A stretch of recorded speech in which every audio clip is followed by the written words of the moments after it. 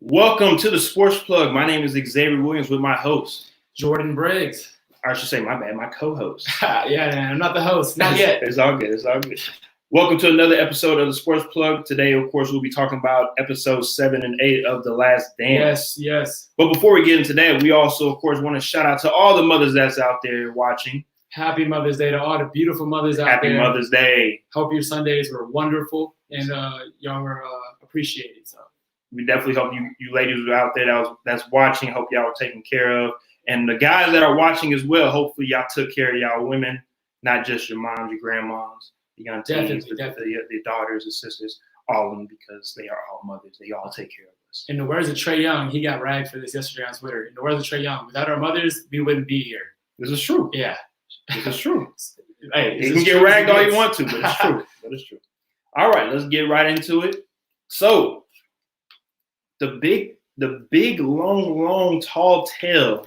Yes. That is around the whole disappearance of Michael Jordan from the league because of gambling, and also, of course, due to his father's death, murder. Yes. So, man, it's crazy. It's as weird as it sounds. I came off after watching that episode just as confused about the first retirement and the whole gambling than when I came into the episode. I still felt like it was still at a surface level, and there was a lot of denials, but I don't know. It was just so obscure, a lot of the things that happened. I don't know. I mean, you want to elaborate a little bit more on that? Just as far as Michael's loss of motivation just to retire, I just can't think of any modern day athlete who's as competitive as Michael Jordan after 3 titles, just stopping at the age of 30.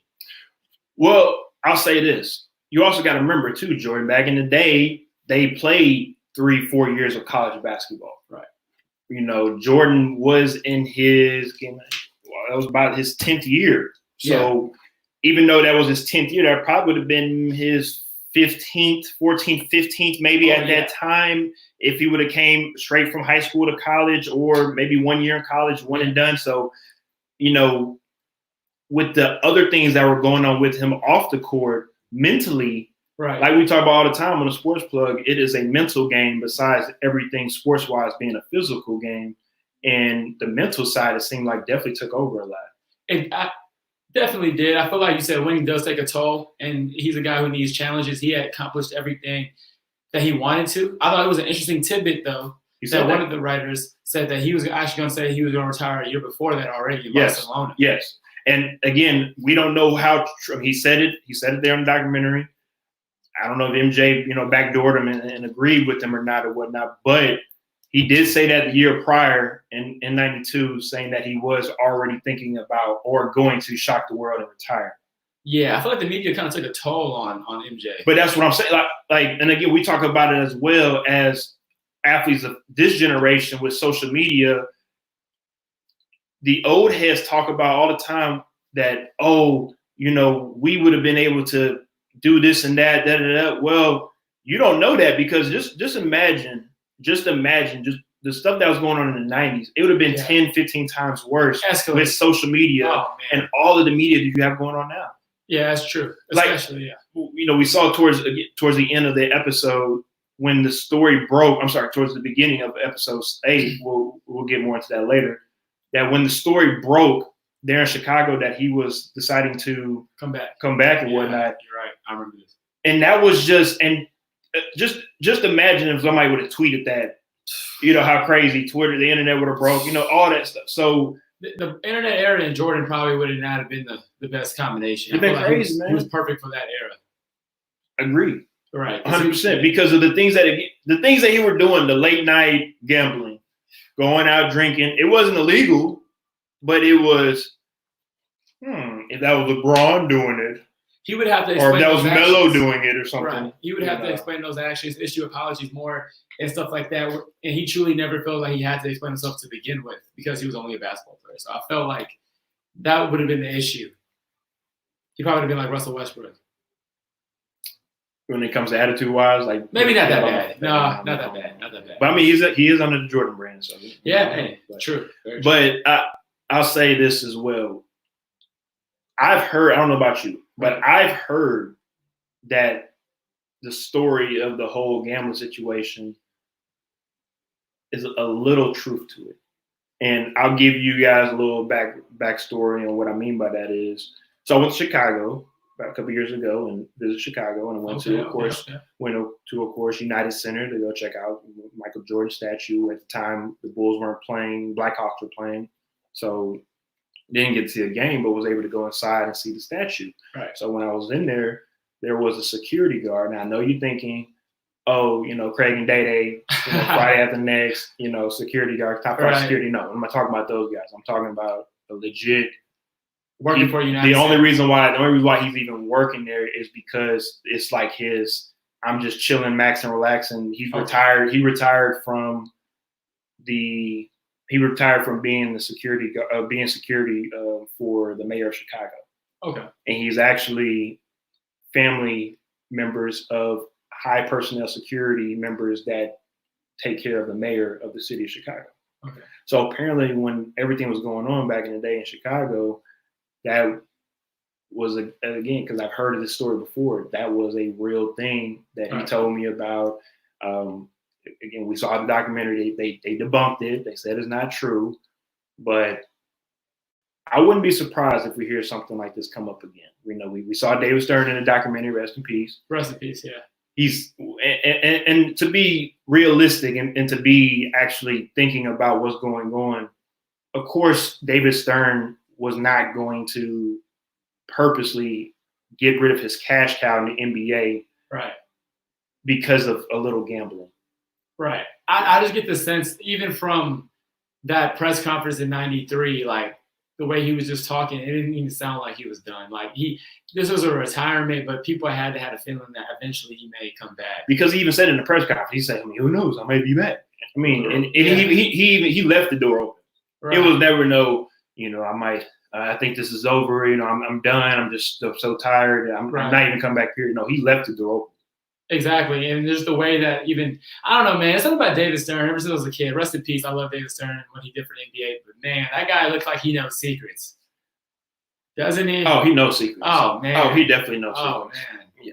Yes. So, I mean, that tall tale is always going to be out there. For sure. There's a lot of information out there, too. So, like you said, it's always going to be out there. And it's interesting. I'm not going to lie to you. It's really interesting. We got to have a whole conspiracy theory segment on that one day. I think you're right. I think we need to have that sometime later on, probably after this whole segment is over with. Yeah. So again, if you're tuning in, this is part 4 of 5 of these recaps that we're doing of The Last Dance, episodes 7 and 8 today. Yeah. Next week we'll finish it up with episode 9 and 10 to finish up this whole thing. Now, if you wanted to be, of course, the smart person and wait till all this is over with and binge watch everything, perfectly fine. But people like us that don't have sports on and need some sports on life, we definitely are tuned in every Sunday for this. Yes. And I don't know about you, Jordan, but so far it's been pretty great. No, honestly, it's been episode 7 was probably it's getting close to one of my favorite episodes. Yeah, I'm not gonna lie. I don't know about you. I got goosebumps right now. Yeah, towards it. And I'm not just saying that because it's ESPN. No, I'm saying that because watching it, I was just like, yeah. And woo! I feel like that was one of the most least anticipated episodes because like the week before had the Kobe. Before that was the Bad Boy Pistons, Dennis Rodman, and then the first week was the first week. So I didn't have high expectations, but man, that was especially those last 20 minutes with the practices and everything. That was a glimpse into like Michael Jordan's greatness right there, bro. It was just I love that episode. No, I 100% agree. 100% agree, and I think not comparing because we know physicality why LeBron is a god. Yeah, but when it comes to mental things like that, it's something you just can't teach. It's something you just cannot. That's a personality. That's the type of person you are. It's because of the way that you're built. Right. Yeah. Coming from where you came from. Yeah. And I also too, I really do like seeing Michael Jordan at his younger age and seeing that he wasn't perfect. We knew about him getting cut in his high school basketball team. We knew about that. But to also see that he was a little bit of a troublemaker. Right. He had that father figure in his life. Yeah. Good thing for him that he had that father figure in his life to be able to straighten up, because we know our grandfather, right? All right, exactly. Rest in peace. we know Willie D. Yeah, we know. Willie D. He don't play. So the line is really straight. So just one of those things where us watching, we knew for sure, how Mike, what Mike was going through, definitely. And to see him, shape up, right, do what was right, and continue on with greatness was awesome. But also too, it shows with LeBron that there's another way how he got to his greatness because of what he was able to do. Right. I also like the fact too, like you said, since we did hit on the family moment.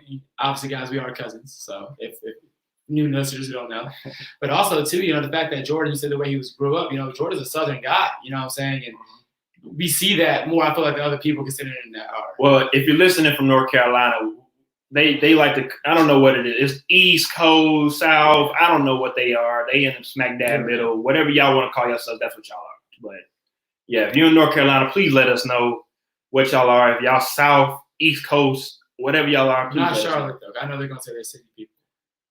Yeah, not Charlotte. No, but all right. But seriously though, so of course after the whole situation about Jordan gambling and whatnot, Jordan has to go and play baseball. I wouldn't say he don't have to go, but he chooses to go and take on the baseball challenge that he really wanted to do. Right. And I wouldn't say instead of basketball, but he felt like instead of going the basketball route, he could have played baseball. Yeah, that was actually really cool because it was connected with the death of his father. Yes. And that was his first sport. That was his father's first love. They always had shared that.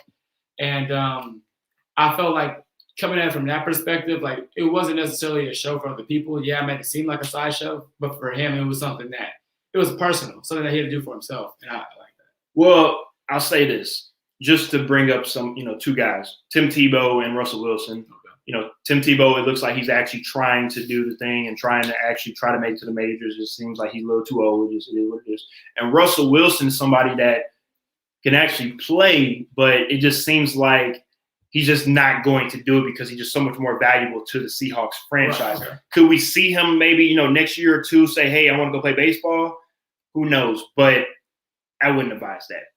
But with Jordan, it seemed like you said, the motivation that he had was, I want to avenge my dad's death. Right. Kind of like on some, Batman type of stuff. You feel me? Like I want to show all of y'all that I can play baseball too because y'all just the only thing. Maybe I'm a basketball player. No, I can play baseball too. I'm gonna show y'all because my dad instilled that in me. He was the one that told me I can go do this. And the fact that he didn't just think he could succeed just because he was Michael Jordan. I mean, the manager told you his work ethic. Even when have blisters. Yeah, blisters. I have blisters on me fingers. if you're a young viewer out there, you don't get it. But what is that? Really? No, really. I'm with the audience. I need to know what. Yes, it's all good. If you know what it is out there, then comment in the comment box. But I know what it is. Hopefully, somebody that's watching right now, if you comment on there, and you know what that is. I have blisters on me fingers. Then I'll sing you a prize. But we'll let the youngin' figure it out for himself. Oh, man. Now, there's a funny quote. I wouldn't say funny. I guess it's a real quote from Terry Francona, the manager of the Birmingham Barons at the time. He said, in my opinion, with 1,500 at-bats, he'll have found a way to get into the major leagues. Now, again, we talked about his work ethic. He had people that are higher up that saw him every day getting better. True. And this is what they said. We would never know. One of those what ifs. Yeah. We will never know. But for the time being, like they said in the documentary, which I'll be honest with you, I didn't know. 13-game hitting streak to start the season. That was a new fact. I didn't know. I'd be honest with you, I did not know that. I did not know that either. So to see that, I was just like, wow. Okay, remember this Tim Tebow, like I just talked about before, did not start off with a 13-game hit streak. Oh, yeah. It makes me feel like at first, probably during that time, people maybe thought he was going to pull it off for a second.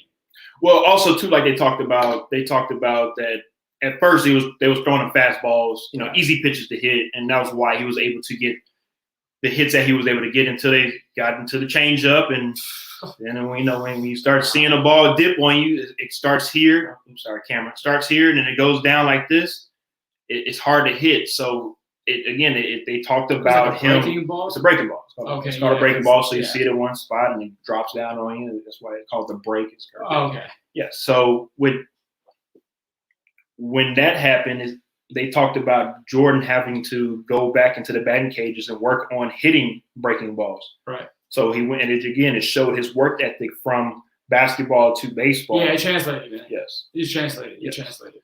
So I just thought that was a very interesting to hear from other people, because we can, and I'm talking about like Terry Francona is not somebody that's a bum. Like this is a World Series champion manager. This is somebody that's been around baseball for pretty much his whole life, manager about 30 years, and for him to say that, it was very eye-raising. Right. Yeah, I didn't know his credentials like that, but I knew he was a baseball guy, and for him to say that just goes to show you, like you said, not just the talent, but the fact that, because Jerry Reinsdorf, he said it himself, Michael Jordan, up until that point, hadn't played baseball since he was 17. He was 31 years old. Yes. So, 14-year gap like that, to think at the beginning that it was a sideshow, I would 100% agree with you, because it would be like, what are you doing? You lost all your skills, especially hitting a fastball, hitting any pitch, period. That's one of the hardest, if not the hardest thing to do in sports, is hitting a baseball. And if you don't think so, go out and go do it.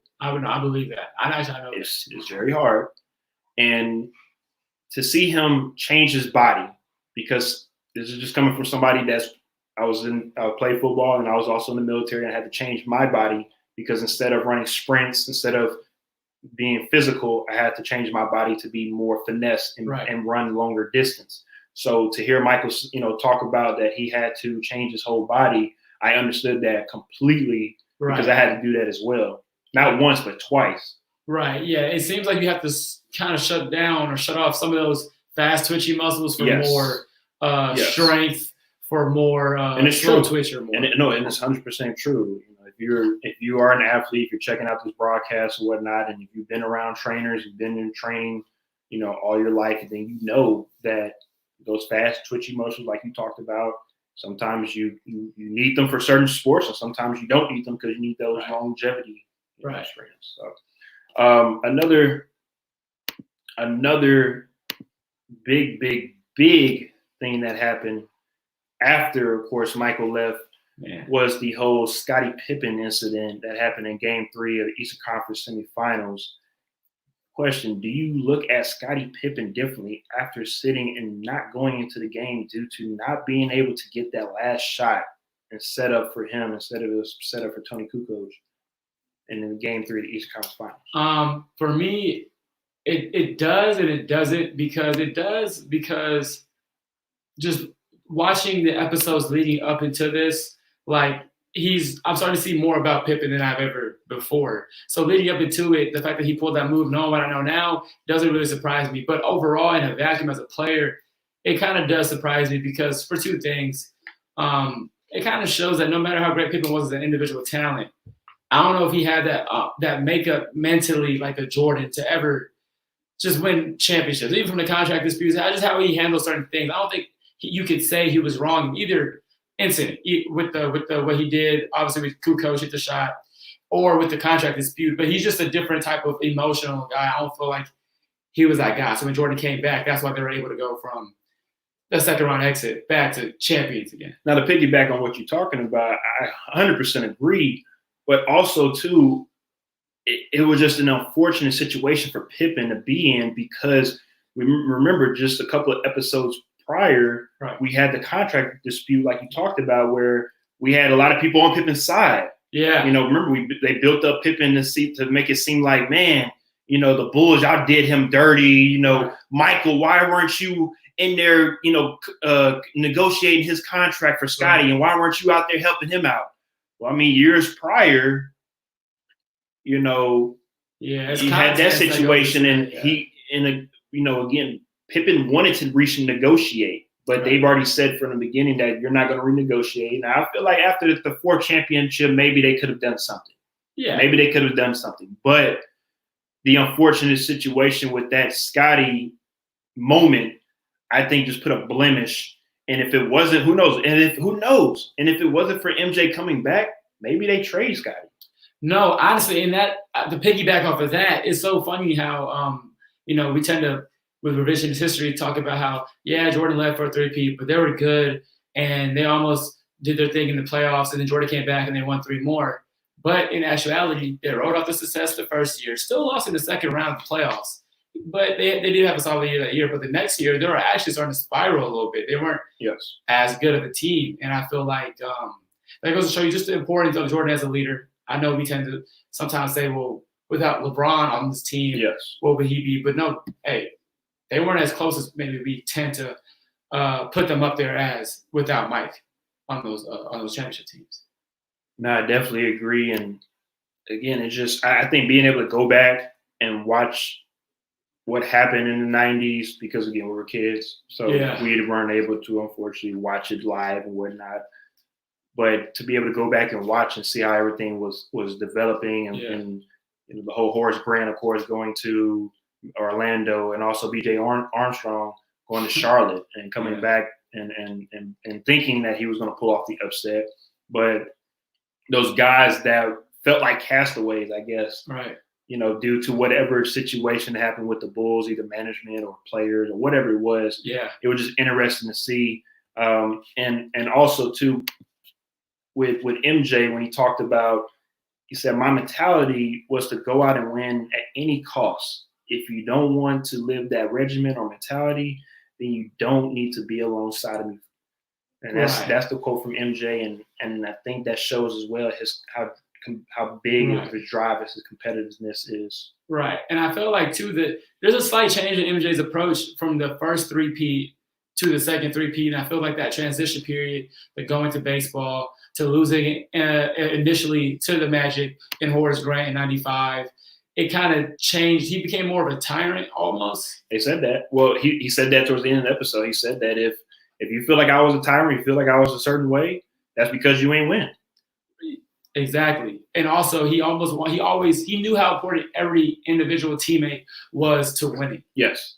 And I feel like and that's the Steve Kerr story. Right. And we'll get into that a little bit, but you know what? Let's get into that right now. Let's go ahead and just jump right to that Steve Kerr story. So, Steve Kerr. A lot of people give Steve Kerr a lot of slack when it comes to riding coattails. Okay. I think a lot of people give Steve Kerr a lot of. No, I'm serious. Let's think about it. Riding the coattails, meaning that he was with the Bulls in the '90s. Then he go to the San Antonio Spurs a little bit later after that. And then now you're the head coach of the Golden State Warriors. There's a lot of people feel like you were only gifted that team because of Mark Jackson made the team and put the pieces in place, which we can pretty much all agree on that. But Steve Kerr was the one that probably took them over the hump because he was able to soak up all that championship knowledge, pedigree, ambiance that he was able to get from Chicago and also in San Antonio. And for the kids out there, I'm so sorry, but for the kids out there, for all the kids out there, Steve Kerr showed y'all how to stand up to a bully. Yes. Because after that, he gained a new level of respect. And it goes to show you guys, because I know we live in society nowadays where, you know what I'm saying, you can always can't do nothing, that's right. But man, that just goes to show you, look, man, even though Steve Kerr knew he was smaller, he stood up, got socked in the eye, but after that, never got messed with again. He was a more integral part of the team, and that respect, that bond to this day was given. And let's be real. Guys and men and women show friendships and I guess relationships and feelings, whatever it is, a little bit differently. Mm-hmm. So with guys, and I know for sure, I have plenty of friends that I've gotten into it with, and we're now better friends than we were when, prior to that.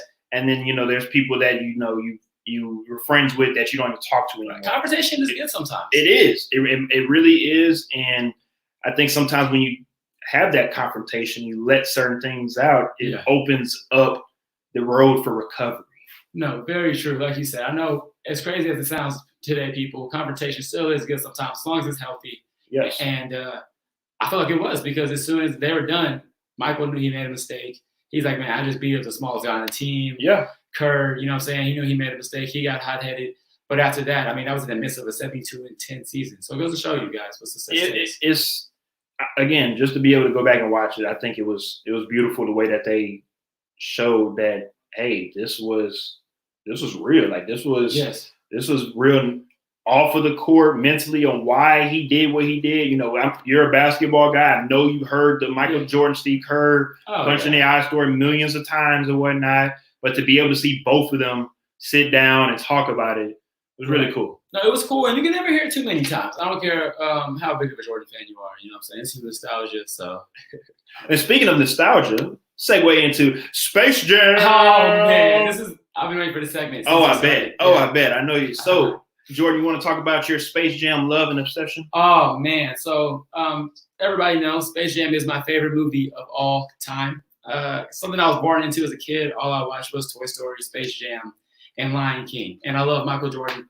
And just that whole segment of that documentary about not also just the filming, because we know what went to that process, what the movie's about, but him getting those best players to come on the set of the movie. That's what I was going to get at. Yes. And play and compete and really go ahead. And also do what as well? Scout. Yes. You're right. That shows the competitive nature of Mike. And I feel like that was important because when he left the game in 93 to when he was trying to come back on that next repeat in 96, a lot of new talent has emerged. Yes. Yes, Reggie Miller had been there, but he had emerged into an actual star. They had the young Fab Five was out there, Chris Webber, Javon. Shaq was getting to become his own. Nick was transitioning. Kobe was going to come. And from what I read tweet wise on Bohani Jones on Twitter, they were all like, "Why is Sean Bradley out there?" Well, he said, "Well, they did need somebody to dunk on." So that made a lot of sense why Sean Bradley was there. Yeah, man. Yeah, for sure. But it also kind of got me out for how LeBron's going to do this. Yes, and I was going to get that to the new Space Jam that should be coming out hopefully next year. Yeah, it is coming out next year. Okay, depending on if Corona pushes that back again. But yes, LeBron Space Jam, the next version or whatever. Yeah.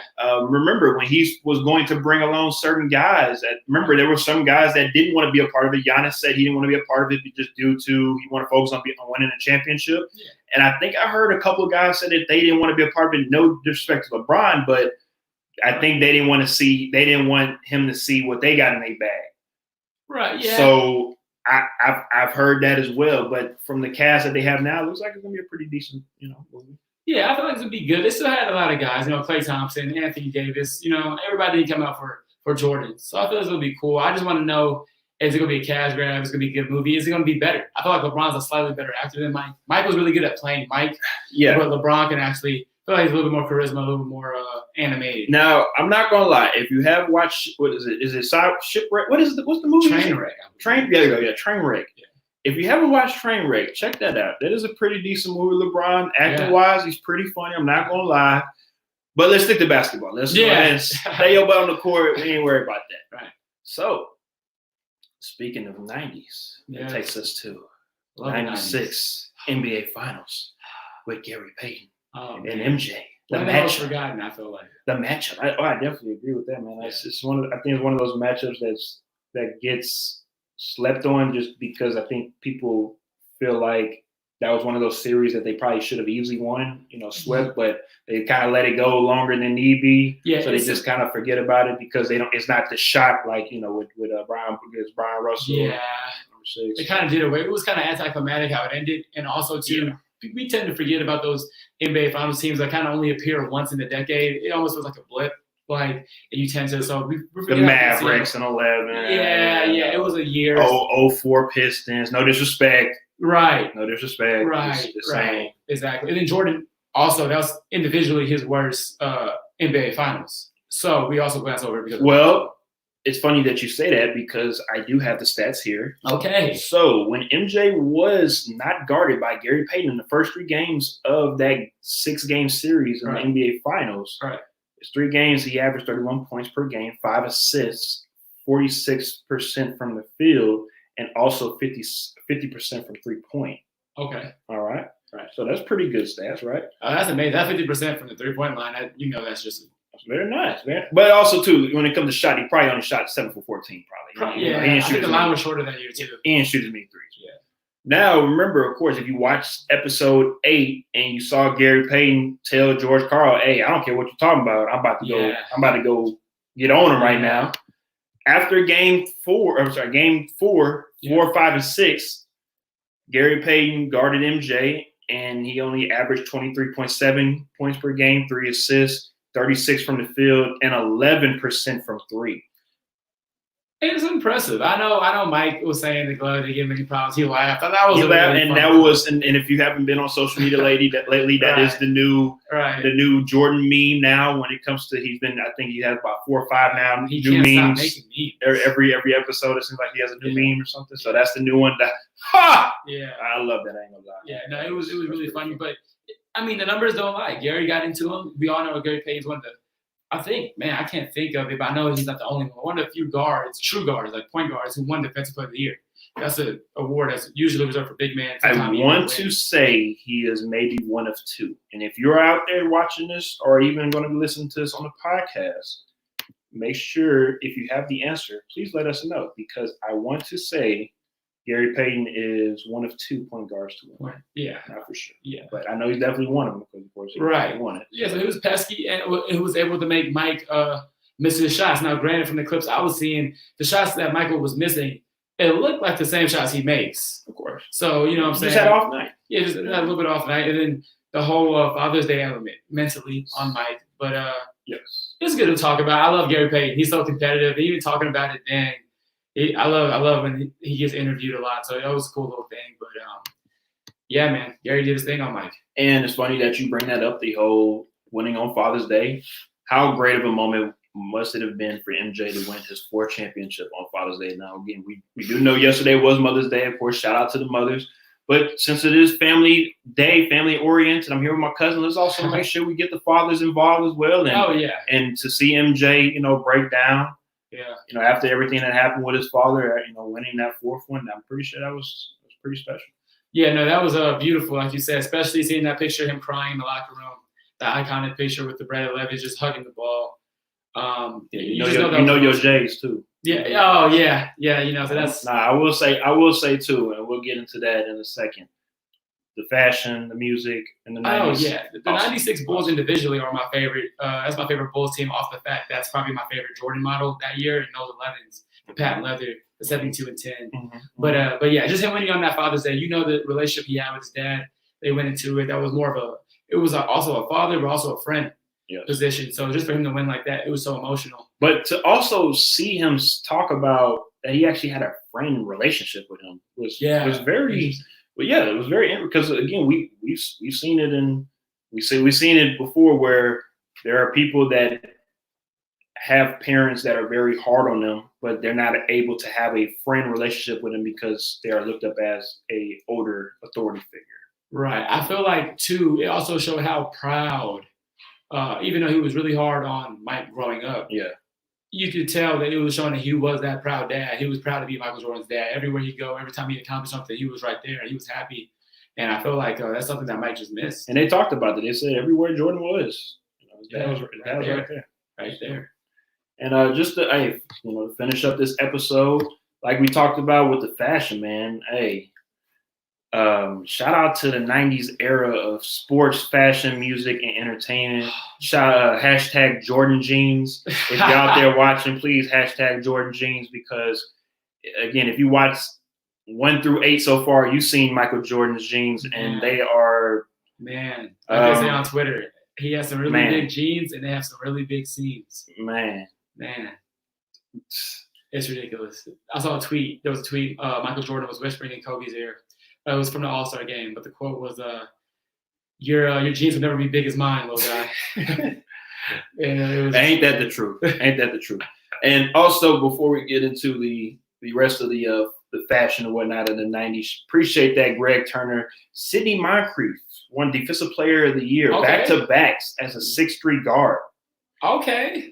I appreciate that, Greg. I do know a little bit about Sidney. You know what? They mentioned him, I think, episode 2 or 3 of this documentary. I feel like they did. Yeah, Jordan gave him some buckets. I feel like they did, but he also locked down some folks too. Went back to back. So I appreciate that, GT. Appreciate that for tuning in to Sports Plug. He's always giving us good comments. So that's what Greg do. Greg is a great guy. Appreciate you for watching. So like I said, back to that 90s era of fashion from Dennis Rodman with the hair, with the jewelry, with the women and stuff, to Michael Jordan with the J's, with the logo, with the Jumpman, with culture, huh? I mean, let's just be real. That 90s culture is still embedded into today's society. You have Houston football down the street, University of Houston football, that have Jordan.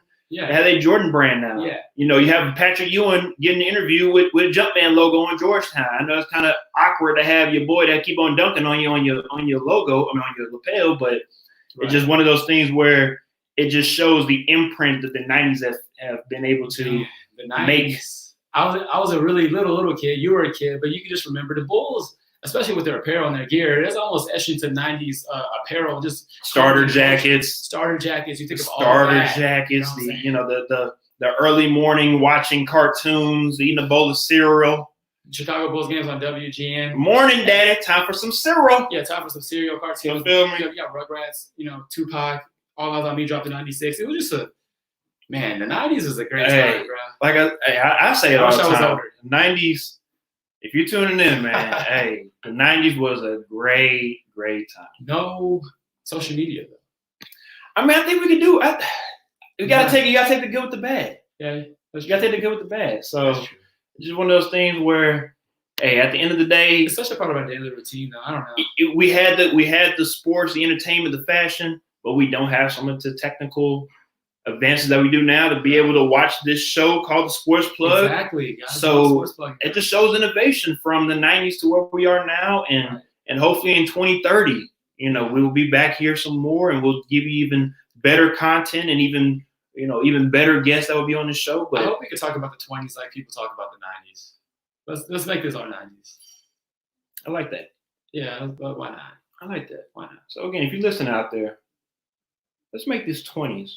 Like the 90s. The 90s. Even from the economy was great in the 90s. The economy was great. Let's get it back. Let's get it back, guys. Let's get it back. Let's go. So if you're out there, you're a hardworking person, go ahead and subscribe to the Sports Plug on YouTube. Make sure you subscribe to the Briggs Squad on YouTube as well. And let's get this economy back rolling. Yes. Let's get this world back rolling. And let's make the 90s. Yes. I'm sorry, let's make the 20s like the 90s. Yes, I like that. Already. Right. So that'll do it for today on Sports Plug. Yes, okay. Thank you, everybody, for tuning in. Thank you, guys. Like I said before, if you're not watching here, you can also listen to our podcast on the Sports Plug podcast. Yes. And also, you can watch our playback on YouTube. On Subscribe. Subscribe, please. Definitely. All right. Thank you, guys. We'll see y'all next week with episode 9 and 10 to wrap it up. Guys. The last one. Also, we might have some special guests as well, so tune in. I hope so. All right. We will. It's a secret. So, see you guys next time. Appreciate you. Yeah. Good job, baby.